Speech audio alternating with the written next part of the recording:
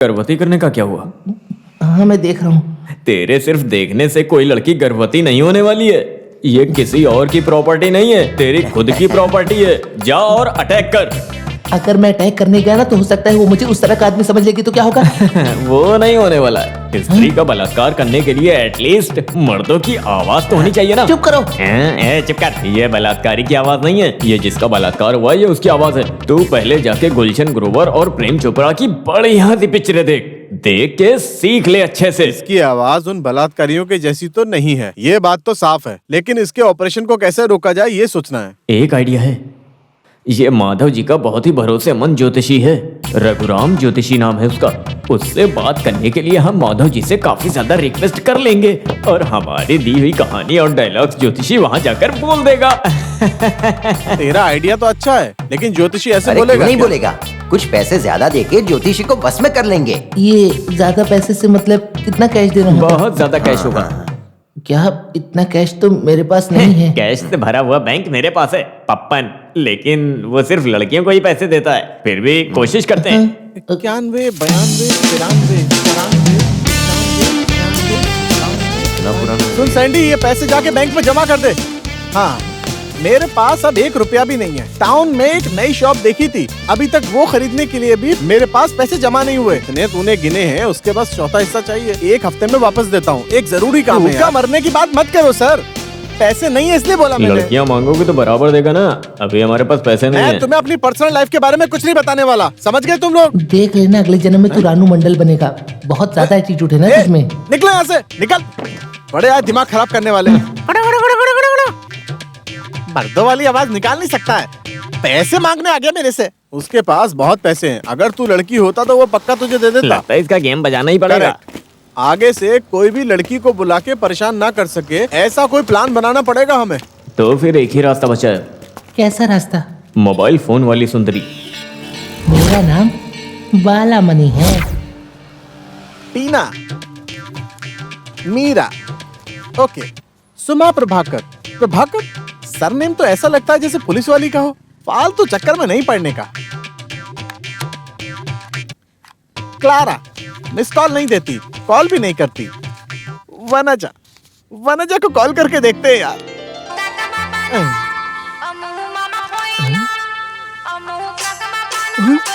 बालामणि, अरे बाप रे। हेलो। ए उसने उठा लिया। हेलो हेलो पप्पन जी।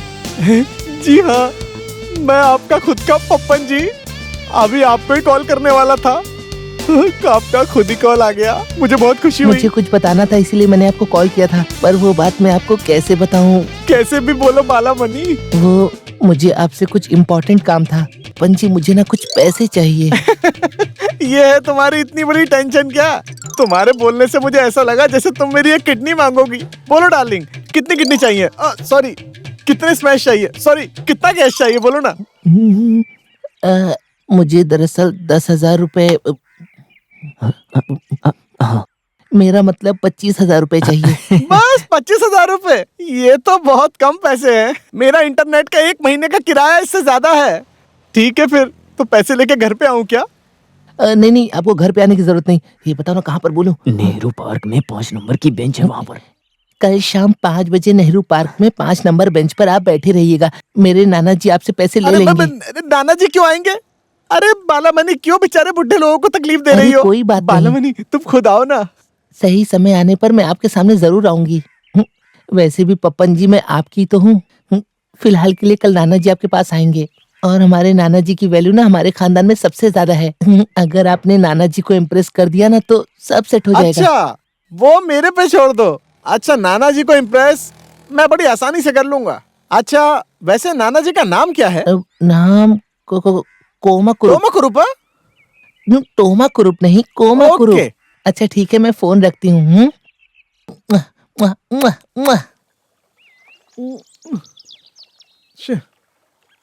ये पागल बुड्ढा कहीं दिख नहीं रहा है, कहाँ रह गया?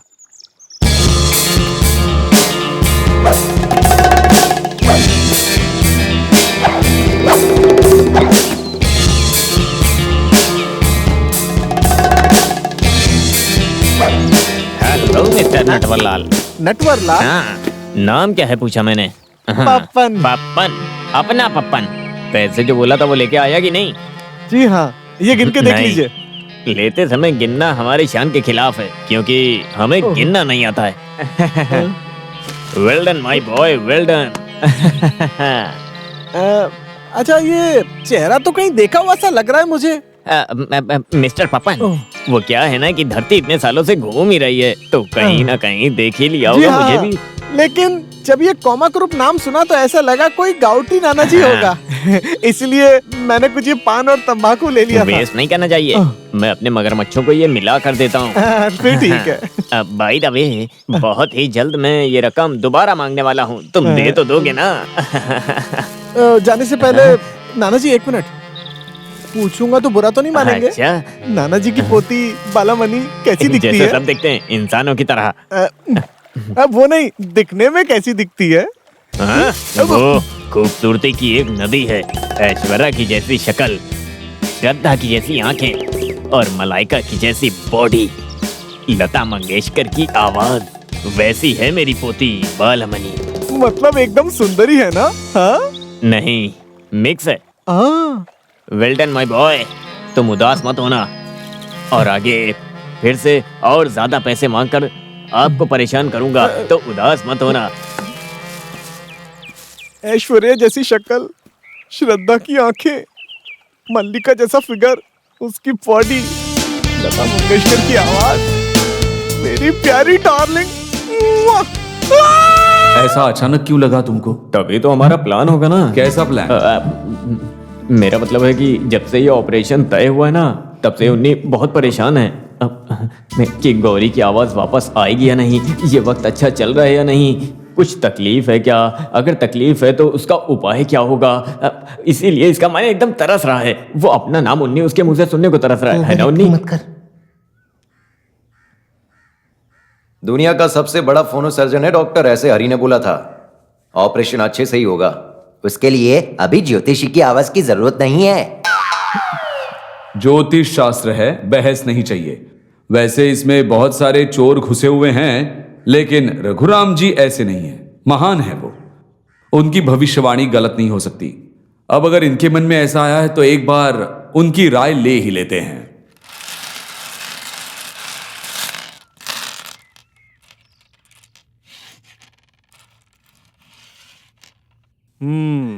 दूसरी दशा में गुरुवार, 7वें दिन शुक्रवार, 11वें दिन केतु, कर्म स्थान में चंद्र का अभाव।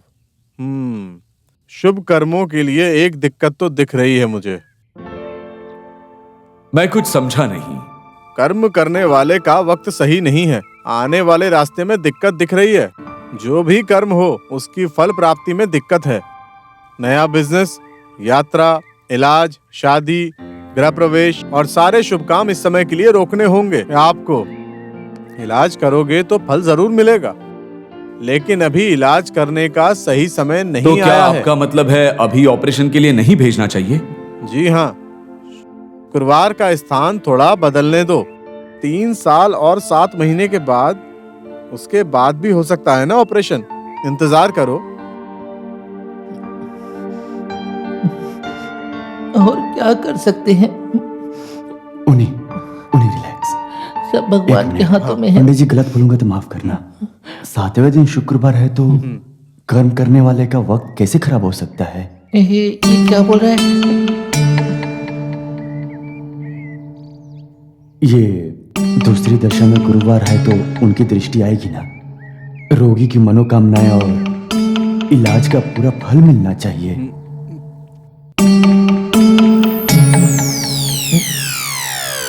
शास्त्र के अनुसार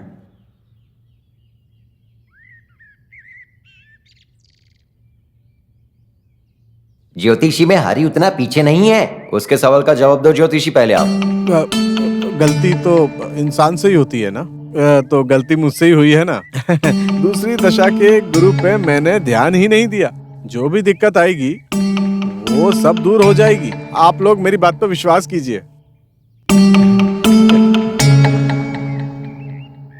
यूनिक कृष्णन की कुंडली के हिसाब से कर्म स्थान पे भी शुक्र है। बीवी को जरूर ही अविश्वसनीय सौभाग्य मिलेगा। उसके पति की कुंडली की वजह से ही गौरी की आवाज वापस आएगी। हमें यूनि कृष्णन का शुक्रिया करना चाहिए। यूनि कृष्णन की वजह से ही ये सब पॉसिबल हुआ। अब तो ऑपरेशन करवा सकते हैं आप लोग। बेटी,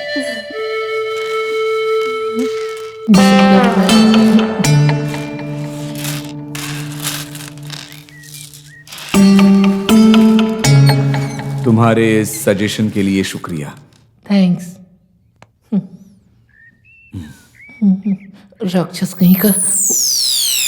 तेरी कुंडली में ना 1 से 2 किलो पुण्य ज्यादा बढ़ चुका है।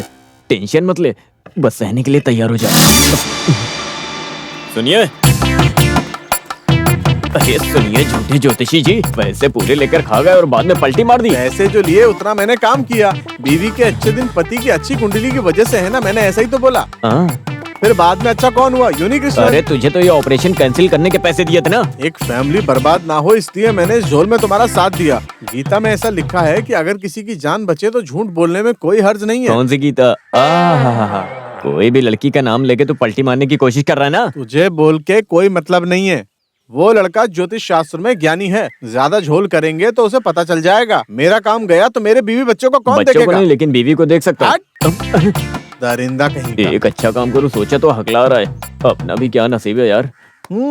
एक रास्ता है। किसी की भी बीवी हो, अगर एयर इंडिया की भी फ्लाइट है तो उसको कैंसिल कर देगी। अगर उसके पति का एक्सीडेंट हो जाए तो कहीं हमारा प्लान हमारे हाथ से बाहर न चला जाए। अगर उसे खो दोगे तो इससे बड़ा एक्सीडेंट और क्या हो सकता है तुम्हारे साथ? वैसे आप जिस एक्सीडेंट की बात कर रहे हैं वो किस रेंज तक होना चाहिए? वो सब बीवी के मूड पर डिपेंड करता है। हाँ, कुछ एग्जांपल्स बता देता हूँ। कुछ बीवियों को हाथ पैर टूट के क्लॉक के पेंडुलम के जैसे लटकता है ना, वैसा कुछ। और कुछ बीवियों को कमर के नीचे जो पैरालाइज हो जाता है वो पसंद आता है। सच कह रहा हूँ। पता है ना, कुछ औरतों को आंखें फूट जाना पसंद होता है। थैंक्स। हेलो हेलो, सुनो, अरे सुनो, रुको। कैसा लगा देखो? श्रद्धा की आंखें, ऐश्वर्या का फेस, मलाइका की बॉडी। ये पागल हो गया है क्या? तुम्हारा दिमाग खराब है। पागल है क्या? ये कौन है पता है? नहीं। मेरी बालामणि। टेलीफोन फ्लड बोल के चिढ़ाते थे ना मुझे, उसी टेलीफोन से ढूंढ के निकाला है मैंने इसे। जिंदगी बदलने में पल भर का वक्त नहीं और लगता है, जिंदगी खत्म समझे? होने के लिए भी। तुझे पता है, दिन में 100 बार ये मुझे कॉल करती है। अभी जस्ट कॉल आया था उसका। अगर मैं कॉल ना करूं, मेरी आवाज ना सुने, वो उठेगी नहीं, सोएगी भी नहीं। हाँ, किसी किसी की आदत ऐसी होती है। कुछ गंदा सुन ले बस सोने लगते हैं। ऐसी आवाज होगी तो कौन सुनेगा तेरी बात? तुम लोगों को मुझसे जलन होती है। तुझे उसकी आवाज सुननी है, मैंने रिकॉर्ड करके रखी है। मुझसे पता तो नहीं चल गया कि वो मेरी ही आवाज है। बाद में सुनाता हूँ, ठीक है? अभी मेरे पास टाइम नहीं है। रुक, अभी सुन के ही जाना यहाँ से।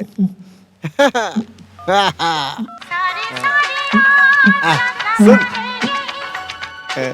ये तो लता मंगेशकर जी की आवाज है। ये है मेरी बालामणि की सुंदर सी आवाज। लता मंगेशकर जी भी फेल हो जाएंगी इसके सामने। केवल लता मंगेशकर ही नहीं बल्कि महेश मांजरेकर भी फेल हो जाएगा। जलन हो रही है तुझे? खुद की आवाज का जैसी है और मुझे सिखा रहा है तू। कुत्ते की आवाज केवल कुत्ता ही पहचान क्या सकता क्या है। क्या क्या? जलन है बेबी, जलन। अपन चलता है।